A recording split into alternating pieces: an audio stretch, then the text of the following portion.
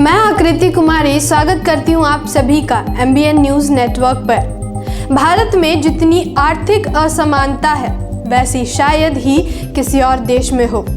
आज़ादी के इतने साल बाद भी इस देश के मूल निवासियों की स्थिति में कोई सुधार नहीं हुआ, क्योंकि आज़ादी से लेकर अभी तक इस देश में किसी भी मूल निवासी की सरकार नहीं बनी है। आज़ादी के बाद से सत्ता द्विजों के हाथों में रही है। कांग्रेस और बीजेपी देश के मूल निवासियों के हक और अधिकारों का हनन हमेशा करती आई है। देश में संविधान लागू होने के बाद मूल निवासियों को सार्वजनिक क्षेत्रों में रोजगार के अवसर प्राप्त हुई।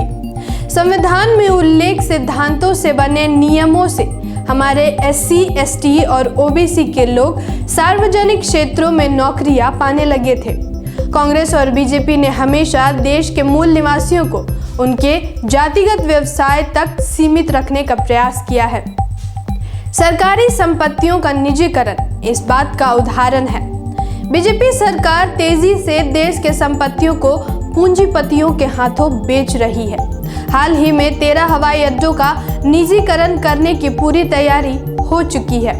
बताते चले कि केंद्र सरकार की योजना इस वित्तीय वर्ष के अंत तक यानी 31 मार्च तक राज्य के स्वामित्व वाले एयरपोर्ट अथॉरिटी ऑफ इंडिया द्वारा संचालित 13 हवाई अड्डों के निजीकरण की प्रक्रिया को पूरा करने की है। AAI के अध्यक्ष संजीव कुमार ने कहा, हमने विमानन मंत्रालय को 13 हवाई अड्डों की सूची भेजी है जिनकी PPP यानी सार्वजनिक निजी भागीदारी मॉडल पर बोली लगाई जानी है। योजना इस वित्तीय वर्ष के अंत तक इन हवाई अड्डों की बोली को पूरा करने की है। इन बातों को साफ साफ भाषा में समझे तो जिस प्रकार अडानी ग्रुप ने फरवरी 2019 में 6 हवाई अड्डे अहमदाबाद, जयपुर, लखनऊ, तिरुवनंतपुरम, मंगलुरु और गुवाहाटी को हासिल करने के लिए बड़ी बोलियां लगाई थी, जिसके बाद अगले 50 वर्षों तक हवाई अड्डों को अडानी ग्रुप को सौंप दिया गया है।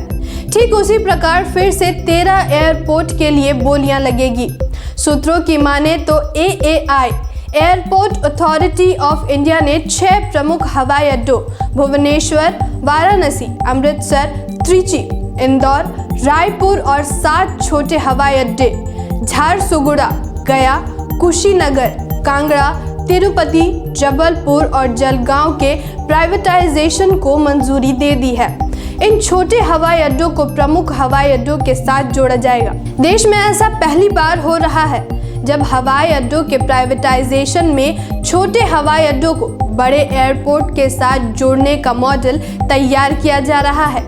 भारत सर्वाधिक युवाओं वाला देश है। भारत की बेरोजगारी का अंदाजा नहीं लगाया जा सकता। इस देश के युवा सरकारी क्षेत्रों में रोजगार पाने के लिए दिन रात मेहनत करते हैं, लेकिन जिस तरह से बीजेपी निजीकरण पर जोर दे रही है, इससे ऐसा लगता है कि आने वाले कुछ सालों बाद लोगों का सार्वजनिक क्षेत्रों में रोजगार पाने का सपना सिर्फ सपना बनकर ही रह जाएगा।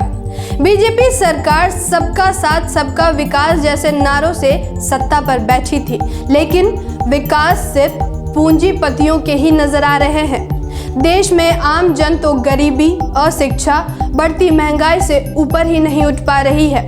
जहां एक तरफ सरकार देश के संपत्तियों को बेच रही है, वहीं पूंजीपतियां इनको 2 गुने दाम पर खरीदने के लिए तैयार है। आखिर क्यों?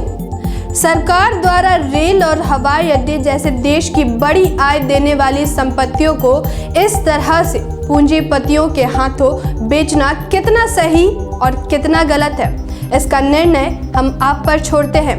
कमेंट में अपना सुझाव जरूर दें। धन्यवाद। जय संविधान, जय भारत।